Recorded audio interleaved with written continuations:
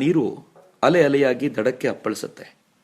ನಿರ್ಜೀವ ವಸ್ತುವನ್ನು ಈ ಅಲೆ ತಾನೇ ತಾನಾಗಿ ದಡಕ್ಕೆ ತಂದು ತಲುಪಿಸಿಬಿಡುತ್ತೆ.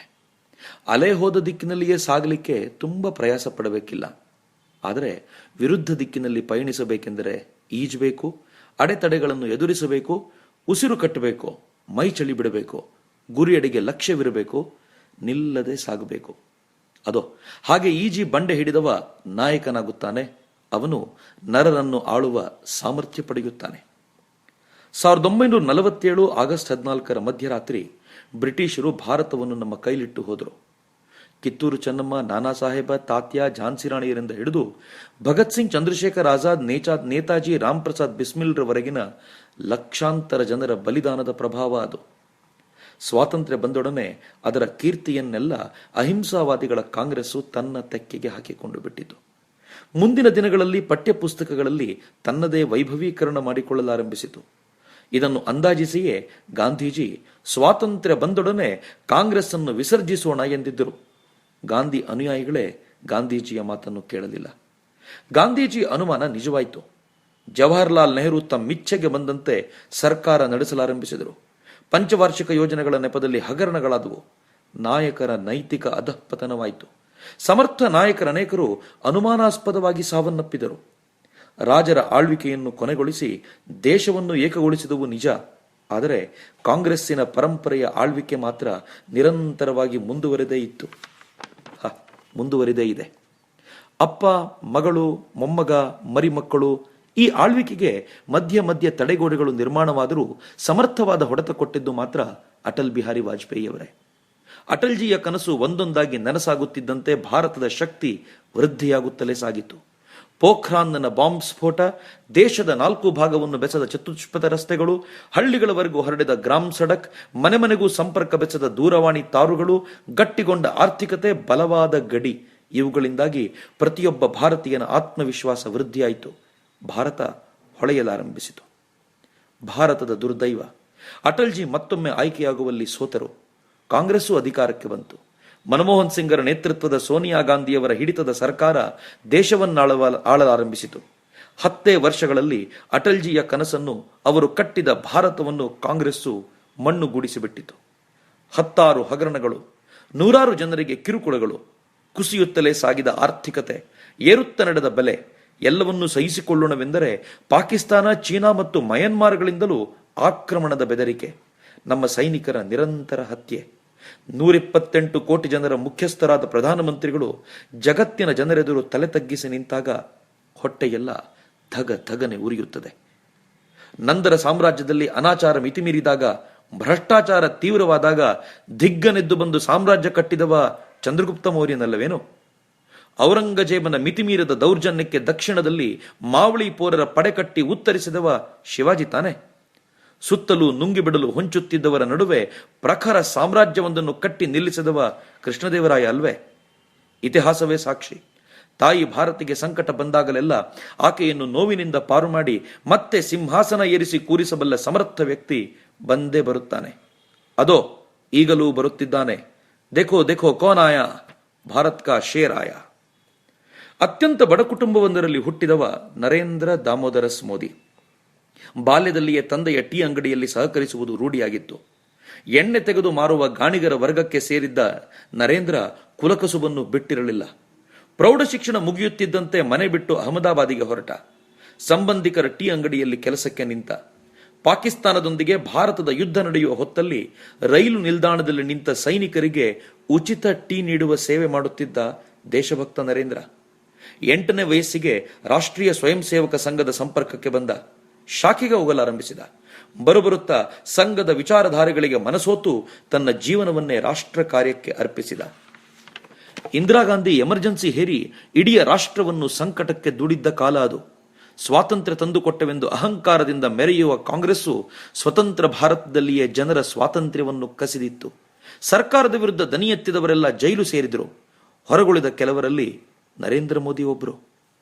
ಕರಪತ್ರಗಳನ್ನು ಮುದ್ರಿಸಿ ಗುಪ್ತವಾಗಿ ಎಲ್ಲರಿಗೂ ತಲುಪಿಸುವುದು, ಕಾರ್ಯಕರ್ತರ ಮನೆಗಳಿಗೆ ಧೈರ್ಯ ತುಂಬುವುದು, ಧನ ಸಂಗ್ರಹ, ಅಲ್ಲಲ್ಲಿ ವಿದ್ರೋಹದ ಕ್ರಾಂತಿ ಮೂಡಿಸಿ ಕಣ್ಮರಿಯಾಗಿ ಬಿಡೋದು ಮೋದಿಗೆ ಕರತಲಾಮಲಕ. ಎಮರ್ಜೆನ್ಸಿಯ ನೆಪದಲ್ಲಿ ಕಾಂಗ್ರೆಸ್ಸು ದೇಶಕ್ಕೆ ಮಾಡಿದ ಮೋಸ ಮೋದಿಯ ಪಾಲಿಗೆ ಮಾಗದ ಗಾಯವಾಯಿತು. ಈ ನೋವಿನಿಂದಾಗಿಯೇ ರಾಜಕೀಯಕ್ಕೆ ಹತ್ತಿರ ಬಂದದ್ದು ಮೋದಿ. ಯೌವನ ಕಾಲದಲ್ಲಿ ಸಂಘಟನಾ ಕೌಶಲವನ್ನು, ಭಾಷಣ ಚತುರತೆಯನ್ನು ರೂಢಿಸಿಕೊಂಡ ಮೋದಿ 1987ರ ವೇಳೆಗೆ ಬಿಜೆಪಿಗೆ ಅಧಿಕೃತವಾಗಿ ಸೇರಿಕೊಂಡರು.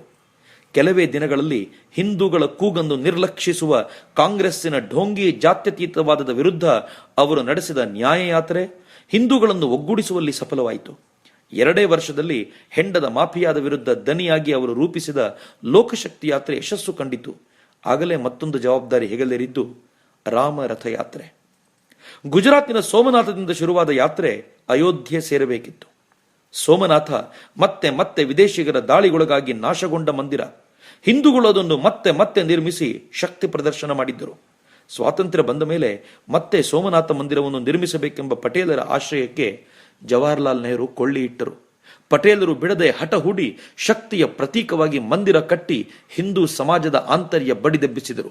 ಈಗ ಮತ್ತೆ ರಾಮ ಮಂದಿರ ನಿರ್ಮಾಣಕ್ಕೆ ತಯಾರಿ ಆರಂಭವಾಗಿತ್ತು. ಅದಕ್ಕಾಗಿ ಅಡ್ವಾಣಿಯವರು ಸೋಮನಾಥದಿಂದಲೇ ರಥಯಾತ್ರೆ ಆರಂಭಿಸುವವರಿದ್ದರು. ಈ ಯಾತ್ರೆಯ ಗುಜರಾತಿನ ಉಸ್ತುವಾರಿ ನರೇಂದ್ರ ಮೋದಿಯವರದ್ದು. ರಥಯಾತ್ರೆಯಿಂದ ಮಲಗಿದ್ದ ಹಿಂದೂ ಜಾಗೃತನಾದ, ಮೈಮುರಿದು ಎದ್ದ, ಶತಶತಮಾನಗಳ ಕಳಂಕ ತೊಳೆಯಲು ಸಜ್ಜಾದ. ಈ ಯಾತ್ರೆಯ ಶ್ರೇಯದ ಬಹುಪಾಲು ಮೋದಿಗೆ ಸೇರಿತು. ಅವರ ವ್ಯಕ್ತಿತ್ವದ ಪ್ರಭೆ ಹಬ್ಬಿತು. ಮುಂದೆ ಕಾಶ್ಮೀರದತ್ತ ಹೊರಟ ಮುರಳಿ ಮನೋಹರ್ ಜೋಶಿಯವರ ಯಾತ್ರೆಯನ್ನು ನಿಭಾಯಿಸುವ ಹೊಣೆ ಹೊತ್ತ ಮೋದಿ ಊರೂರಲ್ಲಿ ಭಾಷಣ ಮಾಡುತ್ತಾ ಕೊನೆಗೆ ಕಾಶ್ಮೀರದ ಲಾಲ್ ಚೌಕ್ನಲ್ಲಿ ತ್ರಿವರ್ಣ ಧ್ವಜ ಹಾರಿಸಿ ಈ ದೇಶದ ಹಿರಿಮೆಯನ್ನು ಎತ್ತಿ ಹಿಡಿದರು. ಅಮ್ಮನ ಹಾಲು ಕುಡಿದಿದ್ದರೆ ಧ್ವಜ ಹಾರಿಸರೆಂದು ಸವಾಲೆಸೆದಿದ್ದ ಭಯೋತ್ಪಾದಕರಿಗೆ ನರೇಂದ್ರ ಮೋದಿ ಸಮರ್ಥ ಉತ್ತರ ಕೊಟ್ಟಿದ್ದರು. ಅಮ್ಮನ ಹಾಲು ಕುಡಿದಿದ್ದೇನೆ, ಸಿಂಹದ ಹಾಲು ಕುಡಿದಿದ್ದೇನೆ ಎಂಬ ಸಂದೇಶ ರವಾನಿಸಿದ್ದರು. ನರೇಂದ್ರ ಮೋದಿ ಗುಜರಾತಿನಿಂದ ಬಿಜೆಪಿಯ ರಾಷ್ಟ್ರ ಮಟ್ಟಕ್ಕೇರಿದರು. ರಾಜ್ಯಗಳ ಚುನಾವಣೆಯ ಜವಾಬ್ದಾರಿ ಹೊತ್ತರು. ಕೈಯಿಟ್ಟಲ್ಲೆಲ್ಲ ಗೆಲುವು ತಂದರು. ಕೊಟ್ಟ ಕೆಲಸವನ್ನು ಗೌರವಕ್ಕೆ ಚ್ಯುತಿ ಇಲ್ಲದಂತೆ ಮಾಡಿದರು. ಆಗಲೇ ಗುಜರಾತಿನ ಬಿಜೆಪಿ ಸರ್ಕಾರದ ಮೇಲೆ ಆರೋಪಗಳು ಬರಲಾರಂಭಿಸಿದವು. ಕಚ್ನ ಭೂಕಂಪದಿಂದ ನಲುಗಿದ್ದ ಜನರಿಗೆ ಗುಜರಾತ್ನ ಸರ್ಕಾರದ ಭ್ರಷ್ಟಾಚಾರ ಸಹಿಸಲಾಗಲಿಲ್ಲ.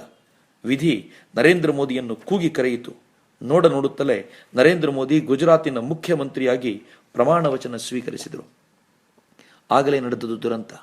ಅಯೋಧ್ಯೆಯಿಂದ ಮರಳುತ್ತಿದ್ದ ಕರಸೇವಕರ ರೈಲು ತಡೆದು ಗೋಧ್ರಾದಲ್ಲಿ ಬೆಂಕಿ ಹಚ್ಚಲಾಯಿತು. ರೈಲು ಬೋಗಿಗಳ ಬಾಗಿಲುಗಳಿಗೆ ಹೊರಗಿನಿಂದ ಚಿಲಕ ಹಾಕಿ ಪೆಟ್ರೋಲು ಸುರಿದು ಬೆಂಕಿ ಹಚ್ಚಲಾಗಿತ್ತು. ಹೊರ ಬರಲೆಣಿಸಿದವರನ್ನು ಕಲ್ಲಿನಿಂದ ಹೊಡೆಯಲಾಯಿತು. ಗಂಡಸರು ಹೆಂಗಸರು ಬಿಡಿ ಪುಟ್ಟ ಪುಟ್ಟ ಮಕ್ಕಳು ಸುಟ್ಟು ಕರಕಲಾದರು. ಇಡೀ ಗುಜರಾತು ಪ್ರತಿಕ್ರಿಯೆಯಿಂದ ನಲುಗಿ ಹೋಯಿತು. ಆಗ ತಾನೇ ಅಧಿಕಾರಕ್ಕೆ ಬಂದಿದ್ದ ಮೋದಿ ಪಕ್ಕದ ಮಧ್ಯಪ್ರದೇಶ, ರಾಜಸ್ಥಾನಗಳಿಂದ ಸಹಾಯ ಕೇಳಿದರು. ಅಲ್ಲಿನ ಕಾಂಗ್ರೆಸ್ ಸರ್ಕಾರಗಳು ನಿರಾಕರಿಸಿಬಿಟ್ಟವು. ಮೋದಿ ಗಟ್ಟಿ ಮನಸ್ಸು ಮಾಡಿದರು. 3 ದಿನದಲ್ಲಿ ದಂಗೆಯನ್ನು ತಹಬಂದಿಗೆ ತಂದರು. ಮಾಧ್ಯಮಗಳು ತಿರುಗಿಬಿದ್ದವು. ಮೋದಿ ತಲೆ ಕೆಡಿಸಿಕೊಳ್ಳಲಿಲ್ಲ. ತಮ್ಮ ನಿರ್ದಿಷ್ಟ ಸೂತ್ರ ಹಿಡಿದು ಗುಜರಾತಿನ ಅಭಿವೃದ್ಧಿಯತ್ತ ಗಮನ ಕೊಟ್ಟರು. ಕೆಲವೇ ತಿಂಗಳಲ್ಲಿ ಚುನಾವಣೆ ನಡೆದು ಪತ್ರಿಕೆಗಳ ಭವಿಷ್ಯವನ್ನು ಸುಳ್ಳು ಮಾಡಿ ಮೋದಿ ಗುಜರಾತ್ನಲ್ಲಿ ಜಯಭೇರಿ ಬಾರಿಸಿ ಜನರಿಂದ ಆಯ್ಕೆಯಾದ ಅಧಿಕೃತ ಮುಖ್ಯಮಂತ್ರಿಯಾದರು.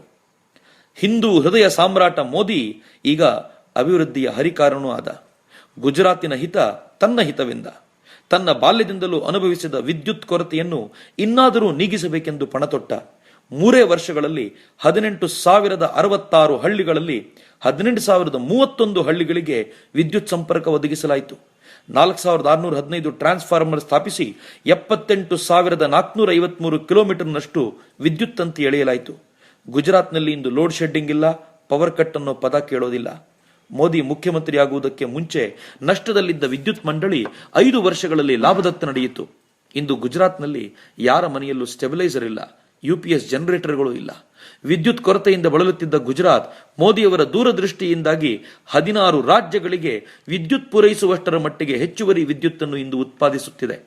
2012ರ ಜುಲೈ 30ರಂದು ರಾಷ್ಟ್ರೀಯ ವಿದ್ಯುತ್ ಜಾಲ ವಿಫಲವಾದಾಗ ದೆಹಲಿಯೂ ಸೇರಿದಂತೆ ದೇಶದ 19 ರಾಜ್ಯಗಳು ಕತ್ತಲಲ್ಲಿದ್ದವು. ಗುಜರಾತ್ ಮಾತ್ರ ಪ್ರಜ್ವಲಿಸುತ್ತಿತ್ತು. ಮೋದಿಯ ಪ್ರಭೆ ಅದು. ರೈತರ ಬಗ್ಗೆ ಮೊಸಳೆ ಕಣ್ಣೀರು ಸುರಿಸುವ ನಾಯಕರ ಮಧ್ಯೆ ಮೋದಿ ವಿಭಿನ್ನ. ಕಳೆದ 10 ವರ್ಷಗಳಲ್ಲಿ 1 ಲಕ್ಷಕ್ಕೂ ಮಿಕ್ಕಿ ಚೆಕ್ ಡ್ಯಾಂ, ಸಾವಿರಾರು ಕೆರೆ ಕಟ್ಟಿ ಕಲ್ಯಾಣಿ ಕೊಳಗಳ ಹೂಳು ತೆಗೆದು ರೈತರಿಗೆ ಭರಪೂರ ನೀರು ಸಿಗುವಂತೆ ಮಾಡಲಾಗಿದೆ. ನದಿಯ ಹೆಚ್ಚುವರಿ ನೀರನ್ನು ಬಂಜರೆಂದು ಕರೆಯಲ್ಪಟ್ಟಿದ್ದ 7 ಜಿಲ್ಲೆಗಳತ್ತ ಹರಿಸಿ ಫಲವತ್ತಾಗಿಸಲಾಗಿದೆ. ಕೃಷಿ ವಿಶ್ವವಿದ್ಯಾಲಯಗಳನ್ನು ರೈತರೊಂದಿಗೆ ಬೆಸೆದು ಅತ್ಯಾಧುನಿಕವಾದ ವೈಜ್ಞಾನಿಕ ಪದ್ಧತಿಯನ್ನು ಅಳವಡಿಸುವಂತೆ ಪ್ರೇರಣೆ ನೀಡಿರುವುದರಿಂದ ಗುಜರಾತಿನ ಕೃಷಿಕ ಇಂದು ಶ್ರೀಮಂತ. ಗುಜರಾತ್ನಲ್ಲೀಗ ಜನ ಹಳ್ಳಿಯಿಂದ ಪಟ್ಟಣಕ್ಕೆ ಬರುತ್ತಿಲ್ಲ, ಪಟ್ಟಣಗಳಿಂದ ಹಳ್ಳಿಗಳಿಗೆ ಕೃಷಿಕರಾಗಿ ಮರಳುತ್ತಿದ್ದಾರೆ. ಭಾರತದ ಕೃಷಿ ಬೆಳವಣಿಗೆ ದರ 3.5 ಇದ್ದರೆ ಗುಜರಾತ್ನ ಕೃಷಿ ರಂಗ 9.6ರಷ್ಟು ಬೆಳವಣಿಗೆ ದಾಖಲಿಸಿದೆ. ದೇಶದ ಒಟ್ಟು ಹತ್ತಿಯಲ್ಲಿ 35% ಗುಜರಾತಿನದ್ದೇ. ಮೋದಿಯವರ ದೂರದೃಷ್ಟಿಯಿಂದಾಗಿ ಗುಜರಾತಿನ ಹತ್ತಿ ಇಂದು ಚೀನಾಕ್ಕೆ ರಫ್ತಾಗುತ್ತಿದೆ. ಗುಜರಾತಿನ ರೈತ ಈಗ ಗೋಳು ಹೇಳಿಕೊಳ್ಳುವ ರೈತನಲ್ಲ, ಎದೆ ಎತ್ತಿ ನಿಂತ ಸ್ವಾಭಿಮಾನಿ. ಮೋದಿಯೊಳಗಿನ ಸ್ವಾಭಿಮಾನ ಅಲ್ಲಿನ ರೈತರಲ್ಲೂ ಈಗ ಹೊಮ್ಮಿದೆ. ಮೋದಿ ಒಮ್ಮೆಗೆ 100 ದಿಕ್ಕಿನಲ್ಲಿ ಆಲೋಚಿಸಬಲ್ಲರು. ಕೃಷಿಗೆ ನೀರು ಕೊಡುವುದರೊಂದಿಗೆ ಕುಡಿಯಲು ನೀರು ತಲುಪಿಸುವ ಜವಾಬ್ದಾರಿಯನ್ನು ಹೊತ್ತರು.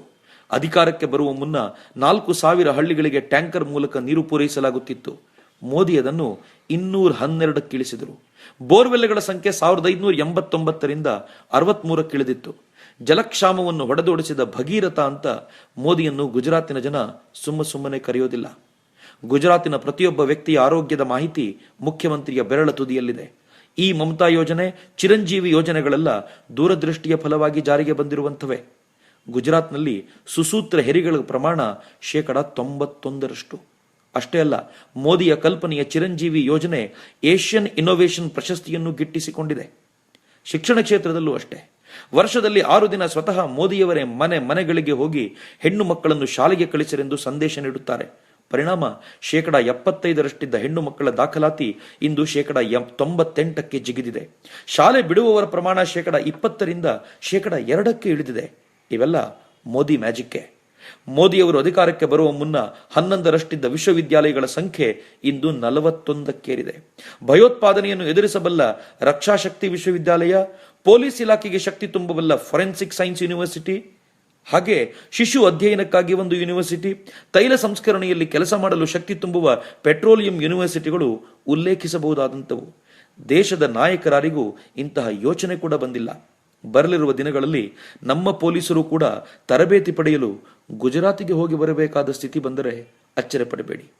ಮೋದಿಯ ಅಭಿವೃದ್ಧಿ ಮಾದರಿ ಕಣ್ಣು ಕುಕ್ಕುವಂತಾಯಿತು. ಗುಜರಾತಿನ ಜನರಿಗೆ ಈಗ ನೆಮ್ಮದಿ. ಸಮರ್ಥ ನಾಯಕನ ಕೈಗೆ ರಾಜ್ಯ ಕೊಟ್ಟ ಮೇಲೆ ಅವರು ಚಿಂತಿಸುವುದಾದರೂ ಯಾಕೆ? ಹೀಗಾಗಿ 2ನೇ ಬಾರಿ ಚುನಾವಣೆಗಳು ಬಂದಾಗ ಮೋದಿ ಮತ್ತೆ ಜೈಭೇರಿ ಬಾರಿಸಿದರು. 3ನೇ ಬಾರಿ ಚುನಾವಣೆಯಲ್ಲಿಯೂ ಕಾಂಗ್ರೆಸ್ಸಿನ ಅಬ್ಬರದ ಪ್ರಚಾರದ ನಡುವೆಯೂ ಮೋದಿ ಗುಜರಾತಿನ ಮುಖ್ಯಮಂತ್ರಿಯಾಗಿ ಜನಮೆಚ್ಚುಗೆ ಪಡೆದರು. ಹೌದು, ಈಗ ಸಿಂಹ ಗುಜರಾತಿನಿಂದ ದೆಹಲಿಯತ್ತ ಹೆಜ್ಜೆ ಇಟ್ಟಿದೆ. ನರೇಂದ್ರ ಮೋದಿ ದೇಶದ ಪ್ರಧಾನಿಯಾಗಬೇಕೆಂದು ದೇಶದ ತರುಣರು ಬಯಸುತ್ತಿದ್ದಾರೆ. ಕಾಂಗ್ರೆಸ್ಸಿನ ದುರಾಡಳಿತದಿಂದ ಇದ್ದ ಶಕ್ತಿಯನ್ನೆಲ್ಲ ಕಳಕೊಂಡು ನೊಂದಿರುವ ರೈತ ಮೋದಿಗಾಗಿ ಕಾಯುತ್ತಿದ್ದಾನೆ. ಆಟೋ ಚಾಲಕನಿಂದ ಹಿಡಿದು ಮನೆಯ ಗೃಹಿಣಿಯವರೆಗೆ ಎಲ್ಲರಿಗೂ ಮೋದಿ ಬೇಕಾಗಿದೆ. ಭಾರತ ಅಭಿವೃದ್ಧಿ ಪಥದಲ್ಲಿ ಸಾಗಬೇಕೆಂದರೆ ಒಂದೇ ಆಶಾಕಿರಣ, ನರೇಂದ್ರ ಮೋದಿ. ಬೇಡುವುದನ್ನು ಬಿಟ್ಟು ಕೊಡುವತ್ತ ಭಾರತ ತೆರಳಲು ಇರುವ ಏಕೈಕ ಮಾರ್ಗ ನರೇಂದ್ರ ಮೋದಿ. ನಮ್ಮನ್ನು ಹೆದರಿಸಿ ಕಾಲ ತಳ್ಳುವ ನೆರೆ ರಾಷ್ಟ್ರಗಳಲ್ಲಿ ಭಯದ ಬೀಜ ಬಿತ್ತಿ ಗಂಡುಗಲಿ ಭಾರತ ನಿರ್ಮಿಸಲು ಇರುವ ಏಕೈಕ ಪುರುಷ ಸಿಂಹ ನರೇಂದ್ರ ಮೋದಿ. ಅದೋ ಮತ್ತೊಂದು ಚುನಾವಣೆ ಬಂತು. ಈ ಬಾರಿ ನರೇಂದ್ರ ಮೋದಿಯನ್ನು ಆರಿಸಿ ತರೋಣ. ಬಿಜೆಪಿಗೆ ಮತ ನೀಡೋಣ. ನರೇಂದ್ರ ಮೋದಿಯವರನ್ನು ಪ್ರಧಾನಿ ಮಾಡೋಣ.